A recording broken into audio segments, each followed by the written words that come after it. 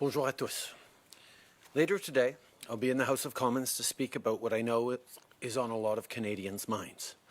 I'll have more to say then, but for now, I want to address the role that we, as leaders and allies, have to play.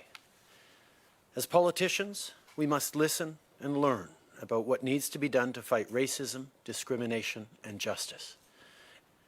Because being an ally is about taking a hard look at our existing systems and being committed to doing the necessary work to fix them. Our government is ready to take action. Parce que ce qu'on voit en ce moment, ce ne sont pas des cas isolés. C'est le résultat de systèmes qui, beaucoup trop souvent, tolèrent, normalisent et perpétuent l'injustice et l'inégalité à l'endroit des personnes de couleur. Non seulement à l'autre côté de la frontière, mais ici, chez nous, dans nos communautés, dans notre pays. Ça doit cesser. Et les gens qui n'ont jamais subi le racisme ou la discrimination ont un rôle très important à jouer dans tout ça. Nous avons la responsabilité de reconnaître les injustices dans nos vies et de poser des gestes concrets qui témoignent de notre solidarité envers nos concitoyens. As we move through this pandemic, I know a lot of Canadians are wondering when their community will be able to get back up and running. The short answer is that it depends on where you live and how things are going for your city or your region. That's why every province and territory has its own plan to restart. But as I said yesterday, as a country, defeating COVID-19 is something we must do together. Our government knows that, which is why I've been collaborating with the premiers on a shared approach moving forward. Yesterday, we took a first step with some funding for municipalities. Of course, help for cities and towns is just one piece of the puzzle.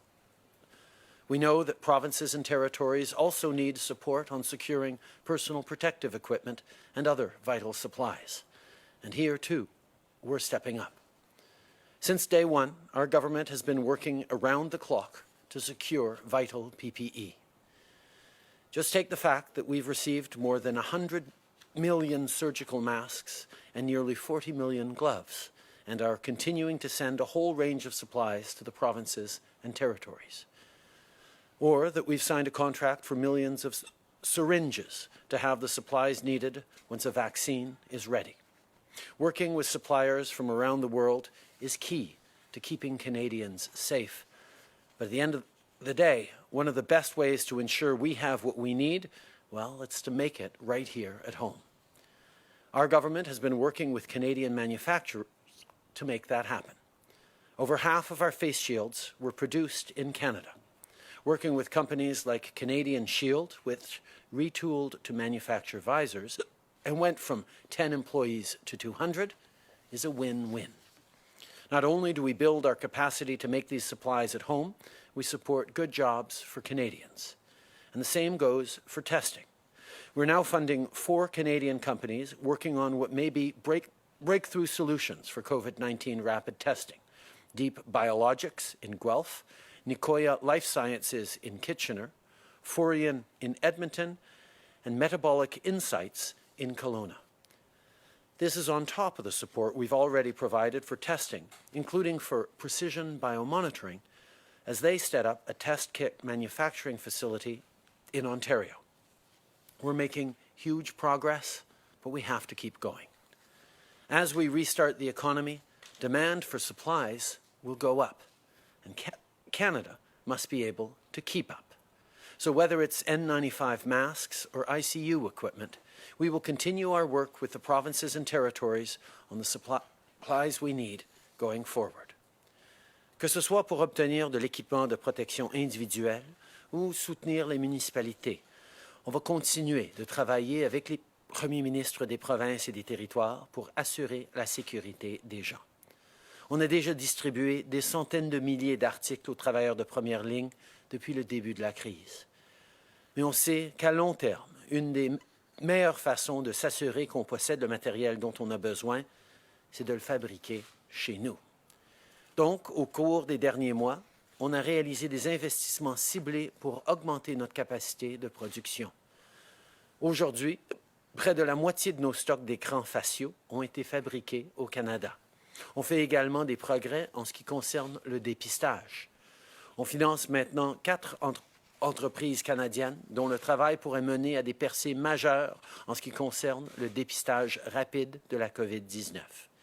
Et on appuie aussi l'entreprise Precision Biomonitoring en Ontario, qui est en train de mettre sur pied une usine qui va fabriquer des trousses de dépistage.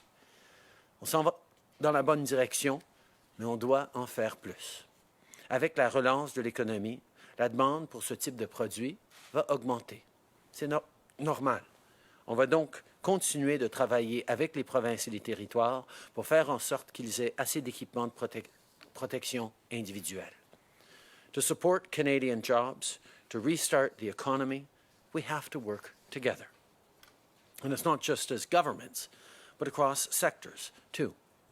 Last month, we set up the Industry Strategy Council. Led by Minister Baines and chaired by Monique Leroux, their mandate is to take a deeper dive into the specific challenges and pressures that different industries are facing.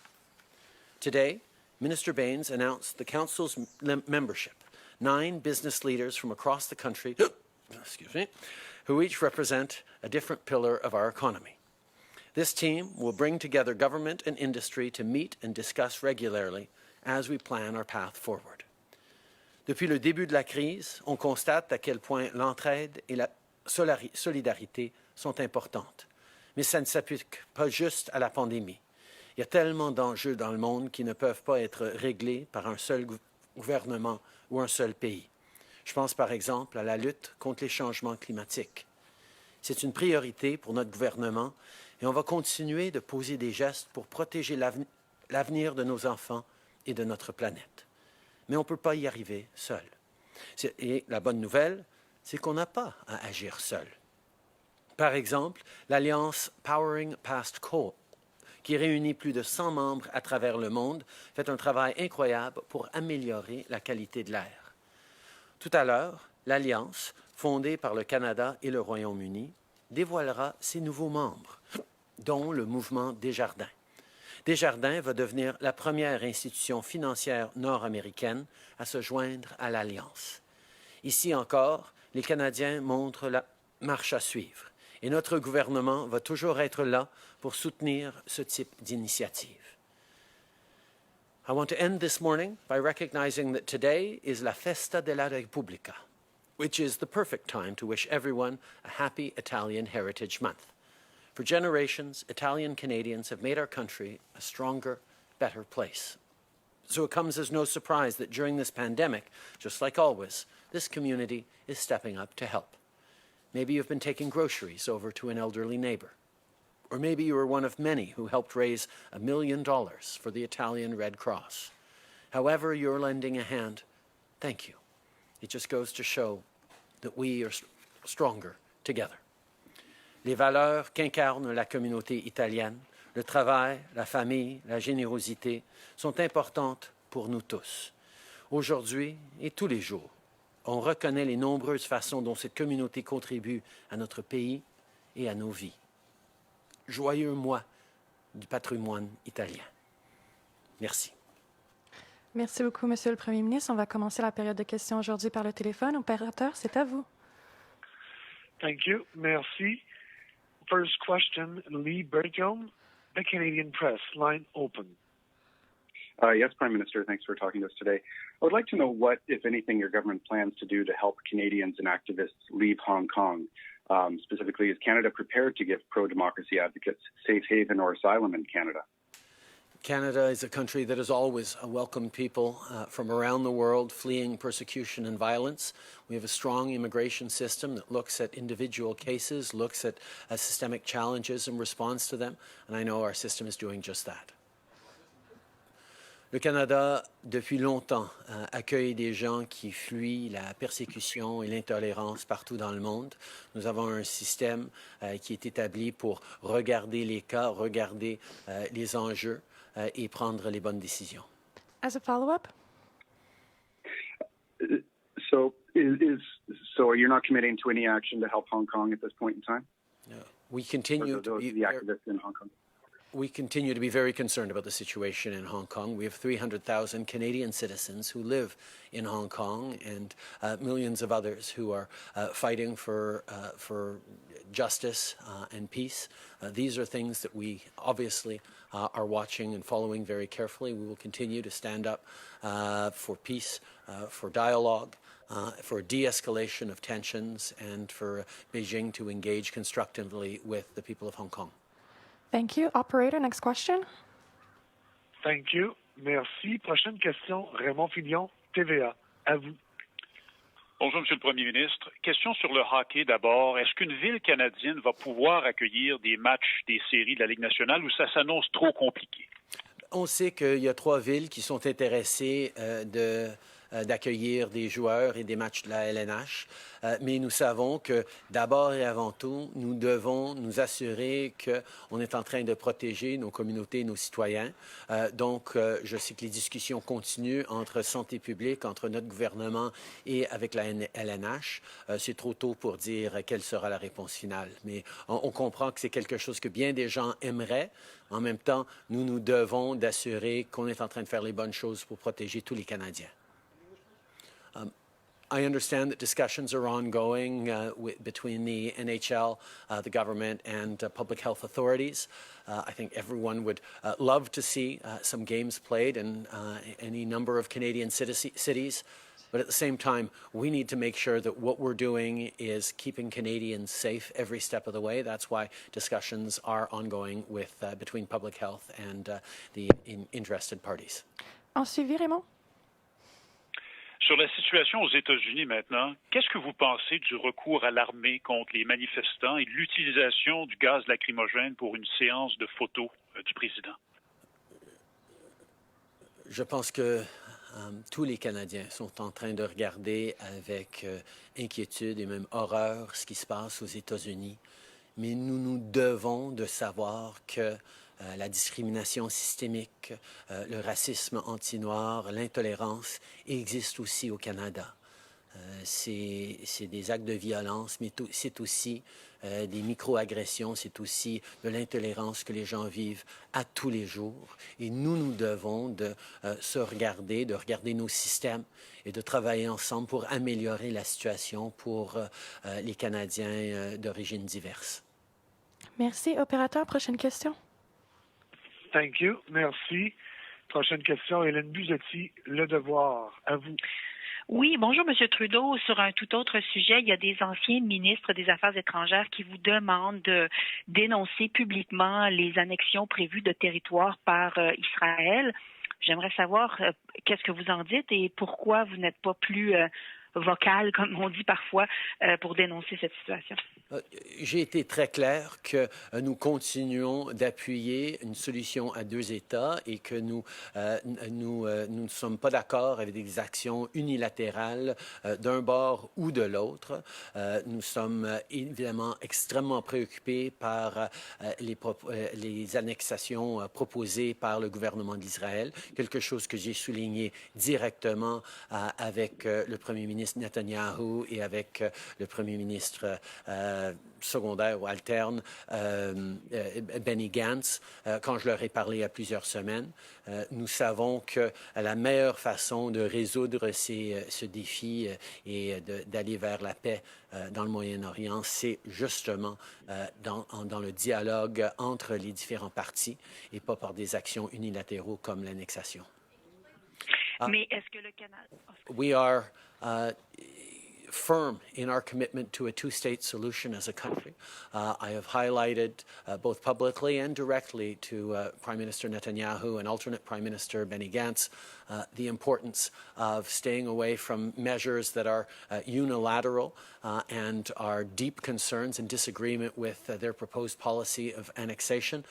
We think that the path forward is a 2-state solution reached to by dialogue between the parties involved, and anything that is unilateral action by either side is unhelpful in the cause of peace. Oui, en suivi, je comprends qu'on dénonce, mais y a-t-il quelque chose que le Canada peut faire, des sanctions quelconques, des pressions d'une quelconque nature?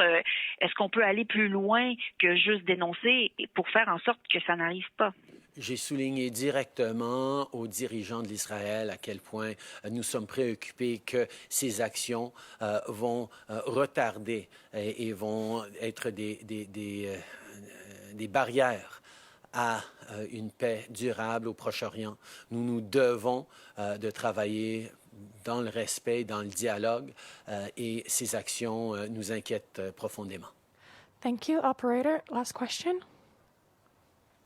Thank you. Last question. Brett Forster, APTN National News. Line open. Hello, Prime Minister. The final report of the National Inquiry into Missing and Murdered Indigenous Women and Girls was released a year ago. It concluded a genocide happened and is happening in this country. Do you believe Indigenous peoples have been and remain subjected to genocide in Canada? I think the situation that has been faced by Indigenous Canadians for decades, for generations, for centuries is appalling and needs to stop. Many people have talked about cultural genocide, used very strong words for it, and I think there are very strong words necessary to talk about the continued injustice towards Indigenous peoples that is ongoing in Canada, which is why we need to do better as a country. We need to work with Indigenous partners on the road to reconciliation. We need to be there in respect and partnership, and that is what our government has pledged to do. As a follow-up? Yes. What word would you use to describe this? You mentioned cultural genocide. What word would you use to describe this? You know, I think the words that we continue to focus on is how we use reconciliation, how we use partnership, how we use shared stewardship of the land, how we reach out a hand to fix the grievous historical wrongs. We need to be focused on building a better present and future. And that means recognizing the past, but also putting in place the partnerships to move forward. There are lots of words that can be used. We need to use them, and we need to move forward. Hi, Prime Minister. Molly Thomas, CTV National News.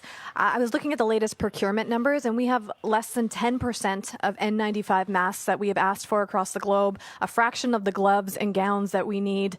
How far away are we from domestically supplying everything that we need for PPE here in Canada? I mean, are we 20% there? Are we 50% there? How far along are we? From the very beginning, we have worked extremely hard to ensure that our frontline workers and more across the country get the PPE that they need. And we have worked with partners around the globe to procure millions of items to ensure that people are protected. But at the same time, we've ramped up local production in a significant way. We've restarted domestic production of many of these items so that we don't have to be just reliant on overseas imports. That has worked very, very well. We continue to have enough supplies to supply the provinces in their needs right now. But as we reopen, we know we're going to need more as more and more industries begin to restart and need PPE. That's why we're continuing to ramp up production. We're continuing to ramp up the scale of importation. And we will continue to ensure that there is enough PPE right across the country. Hi, Prime Minister. Tom Perry, CBC. You've been reluctant to comment on the words and actions of the U.S. president, but we do have Donald Trump now calling for military action against protesters. We saw protesters tear gas yesterday to make way for a presidential photo op. I'd like to ask you what you think about that, and if you don't want to comment, what message do you think you're sending?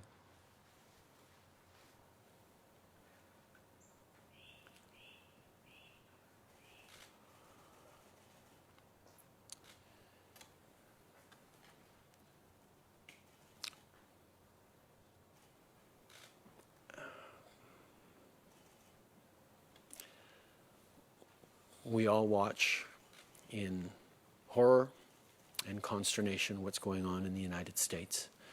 It is a time to pull people together, but it is a time to listen. It is a time to learn what injustices continue despite progress over years and decades.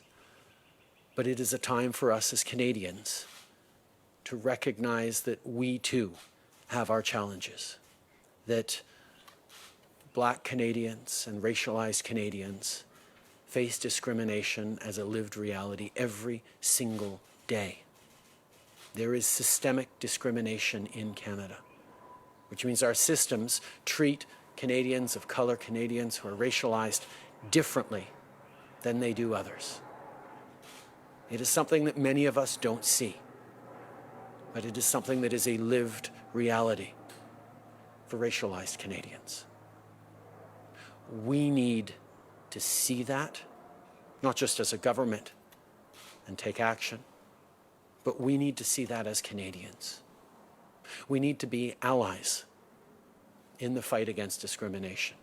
We need to listen, we need to learn, and we need to work hard to figure out how we can be part of the solution on fixing things. This government has done a number of things over the past years, but there is lots more to do, and we will continue to do that because we see you, we see the discrimination that racialized Canadians live every single day. Évidemment, on regarde avec beaucoup d'inquiétude ce qui se passe aux États-Unis. Et on sait que c'est un moment où les gens doivent entendre, les gens doivent apprendre et les gens doivent agir. Mais ici au Canada, nous avons aussi de grands défis. Nous avons de la discrimination systémique, ce qui veut dire que nos systèmes, nos institutions, les mesures, tout ce qu'on a en place ne traite pas de la même façon les Canadiens d'origines diverses que d'autres. Et de comprendre ça, de vraiment comprendre ça, de ne pas juste voir le contraste avec les États-Unis et de dire « Ah, on est beaucoup mieux ici », de dire que nous avons de grands défis au Canada aussi, et nous allons et nous devons agir. C'est ce qui nous amène aujourd'hui à devoir réfléchir à ce qu'on peut faire tous et chacun en tant qu'alliés pour comprendre la réalité vécue des Canadiens d'origines diverses et d'être là pour les appuyer, pour les écouter, pour travailler avec eux, pour bâtir un monde plus rempli de respect et d'ouverture les uns envers les autres.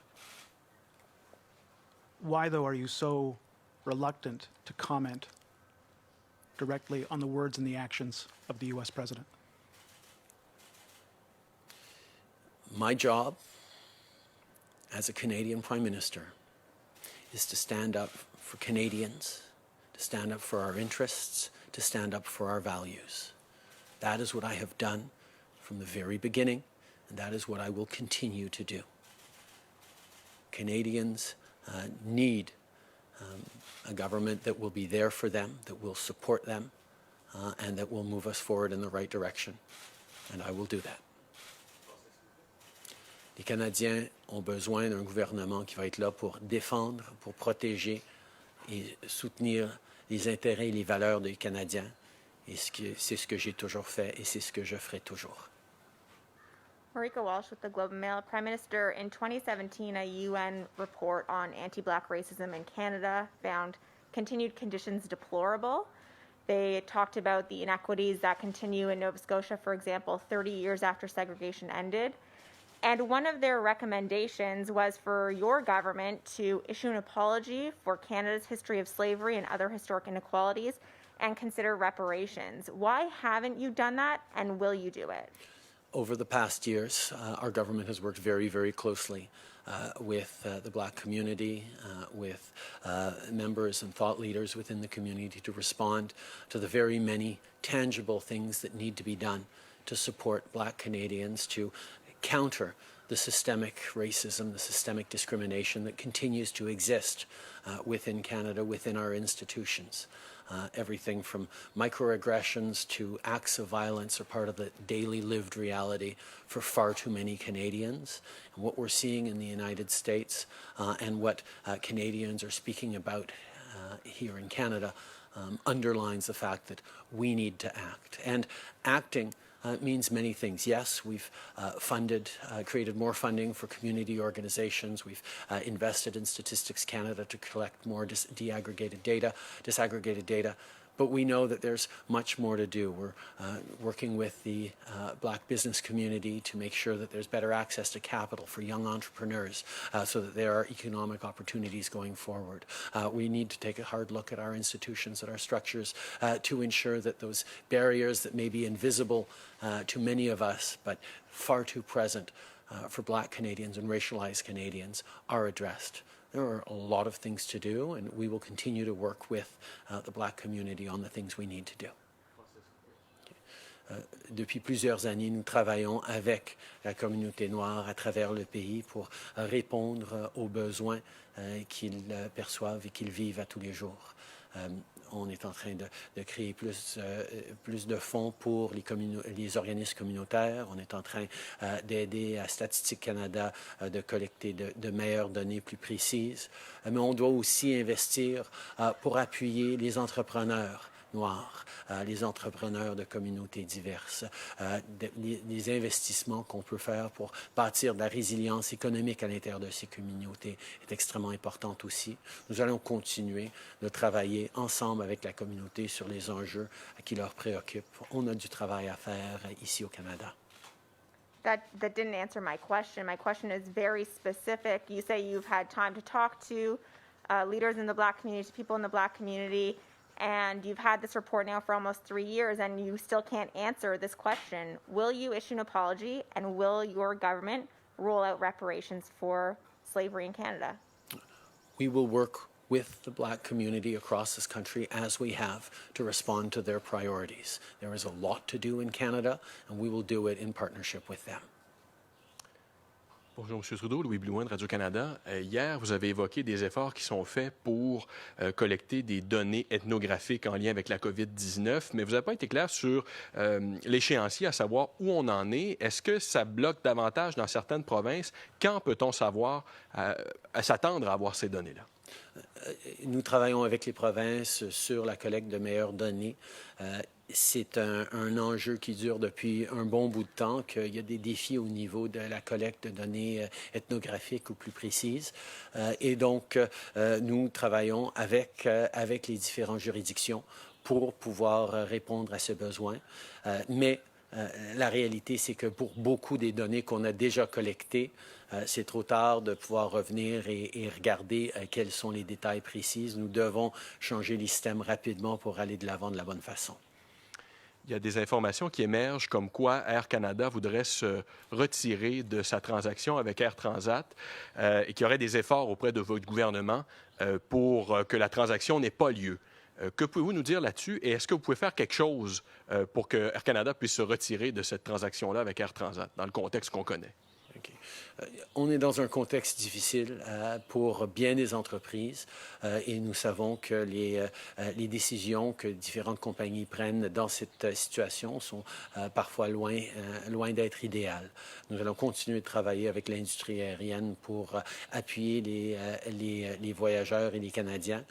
Nous allons regarder cette situation, y compris entre Air Canada et Air Transat, et faire ce qu'on doit faire pour assurer que le Canada demeure un pays compétitif à l'échelle mondiale au niveau des voyages aériens.